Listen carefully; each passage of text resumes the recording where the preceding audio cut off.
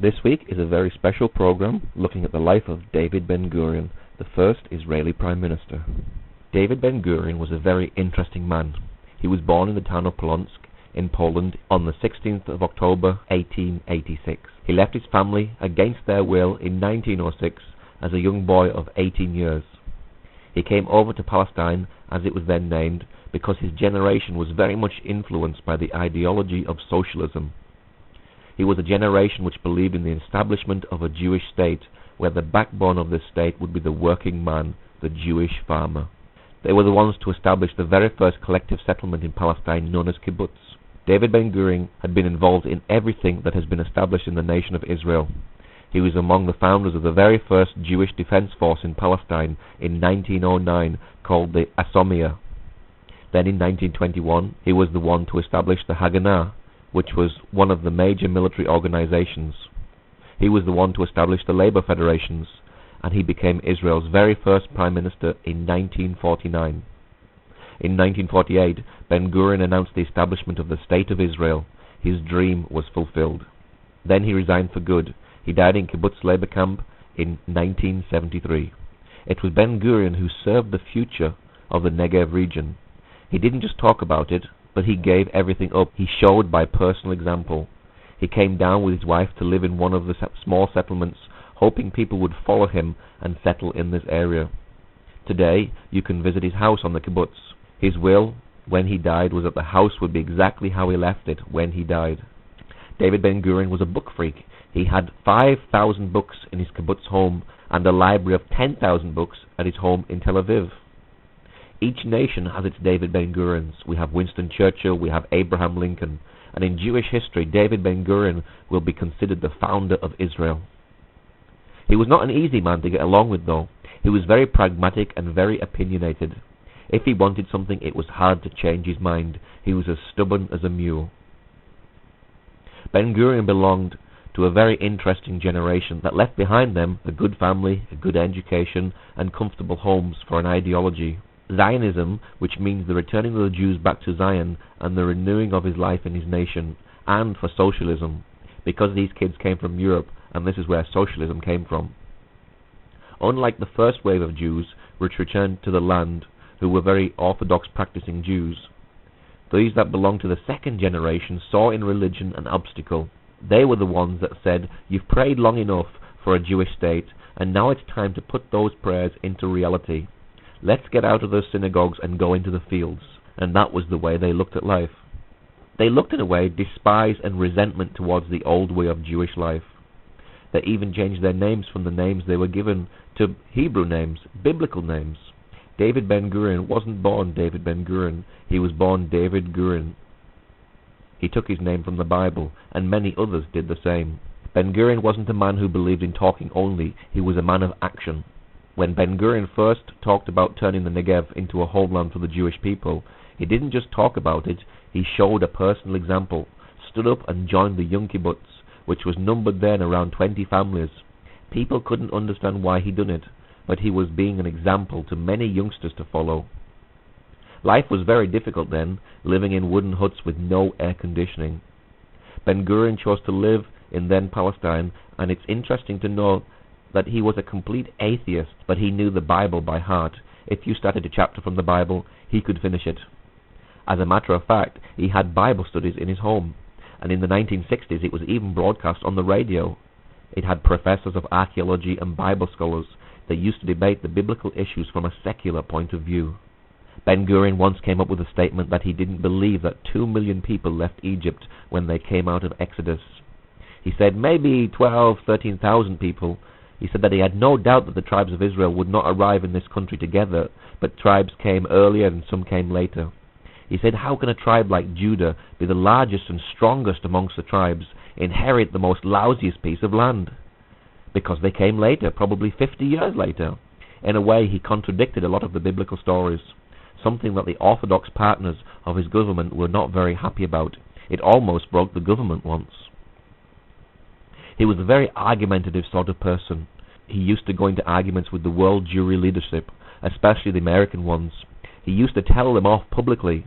He used to say, "Don't you sit over there 7,000 miles away across the sea and teach us how to run things.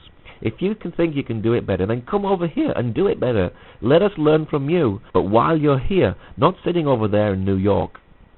David Ben Gurion was the founder of the Haganah. The Haganah was the organization which later on fought the British and the British Mandate. But the relationship between David Ben Gurion and Great Britain was a love-hate relationship. One thing that David Ben Gurion really appreciated, though, from the British was the British legal system. Many of the legal rules that are there today in Israel are from the British Mandate. He also believed in democracy. David Ben Gurion was a real extreme Democrat. David Ben Gurion also married an American. Paula, his wife, was a nurse. They met in New York in 1917, when he served in the Jewish Brigade of the First World War. Ben Gurion was a humble man in his living accommodation, so he was in his death. He wanted to be buried next to his wife Paula, who died in 1968. In his will, Ben Gurion insisted not to be buried on Mount Herzl in Jerusalem, which is like the Arlington of Israel, the place where most of the leaders of the country are buried. He said he wanted to be buried next to his wife Paula in the kibbutz where they'd lived for the last years of his life. In the last years of his life, though, he lived on his own. He died just a few months after the Yom Kippur War, which broke out in October 1973. He died in December of 1973. Ben Gurion, right after the Six-Day War in 1967, was not active any longer. He wasn't in politics, he was just a regular citizen. He was asked what he thought should be done about the territories that had been won during the war. He said, "Give them up. You only need to keep the Golan Heights and Jerusalem." That was his opinion. These are the achievements of David Ben Gurion. In 1906, he emigrated to the land of Israel and began working as a farmhand in the early settlements. In 1912, he studied law in Turkey with the intention of being elected to the Turkish parliament as representative to the Hebrew settlements in the land of Israel. In 1915, he was expelled from the land of Israel by order of the Ottoman government, sailed for the United States, where he became active in the Zionist Halutz organization. In 1918, he enlisted in the Jewish Legion annexed to the British Army. In 1919, he returned to the land of Israel with the Jewish Legion. In 1921, he was elected secretary to the Histadrut, which is the Jewish Labor Federation. In 1935, he was elected chairman of the Jewish Agency, and on the 14th of May 1948, he announced the establishment of the State of Israel.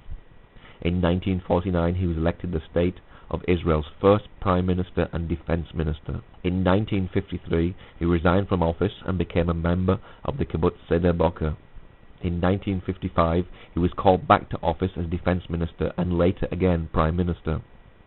In 1963, he resigned from office and returned to live in Seder Boker. On the 1st of December 1973, he died and was buried at Seder Boker. David Ben Gurion was a remarkable man and considered one of the founders of the nation of Israel. David Ben Gurion read the Declaration of Independence. It was read in Hebrew, but we have a transcript of that speech in English. The Declaration of the Establishment of the State of Israel. The land of Israel was the birthright of the Jewish people.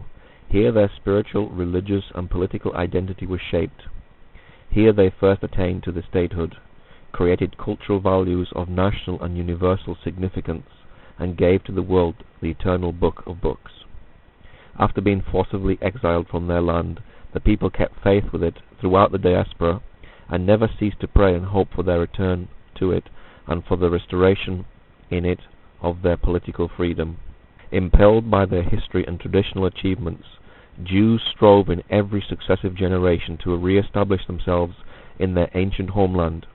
In recent decades, they returned in their masses, pioneers, defiant returnees, and defenders. They made the deserts bloom, reviving the Hebrew language, built villages and towns, and created a thriving community, controlling its own economy and culture, loving peace, but knowing how to defend itself, bringing the blessings of progress to all the country's inhabitants, and aspiring towards independent nationhood. In the year 1897, at the summons of the spiritual father of the Jewish statehood, Theodor Herzl, the First Zionist Congress convened and proclaimed the right of the Jewish people to a national rebirth in its own country.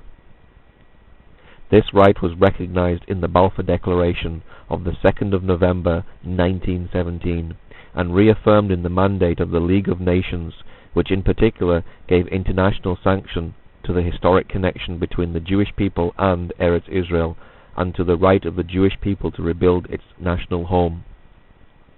The catastrophe which recently befell the Jewish people, the massacre of millions of Jews in Europe, was another clear demonstration of the urgency of solving the problem of its homelessness by re-establishing in Eretz Israel the Jewish state, which would open the gates of the homeland wide to every Jew and confer upon the Jewish people the status of a fully privileged member of the community of nations. Survivors of the Nazi Holocaust in Europe, as well as Jews from other parts of the world, continued to migrate to Eretz Israel, undaunted by difficulties, restrictions and dangers, and never ceased to assert their rights to a life of dignity, freedom and honest toil in their national homeland. In the Second World War, the Jewish community of this country contributed its full share to the struggle of the freedom and peace-loving nations against the forces of Nazi wickedness, and, by the blood of its soldiers and its war effort, gained the right to be reckoned among the people who founded the United Nations. On the 29th of November 1947, the United Nations General Assembly passed a resolution calling for the establishment of a Jewish state in Eretz Israel. The General Assembly required the inhabitants of Eretz Israel to take such steps as were necessary on their part for the implementation of that resolution.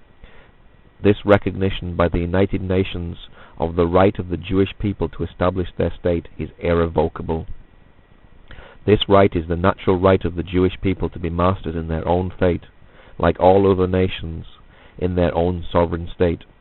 Accordingly, we, members of the People's Council, representatives of the Jewish community of Eretz Israel and of the Zionist movement, are here assembled on the day of the termination of the British mandate over Eretz Israel, and, by virtue of our national and historic right, and on the strength of the resolution of the United Nations General Assembly, hereby declare the establishment of a Jewish state in Eretz Israel, to be known as the State of Israel.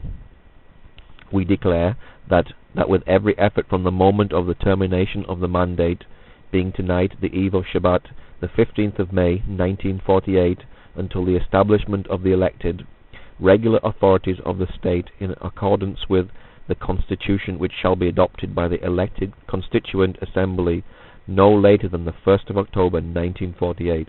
The People's Council shall act as a provincial council of state, and its executive organ, the People's Administration, shall be the provincial government of the Jewish state, to be called Israel.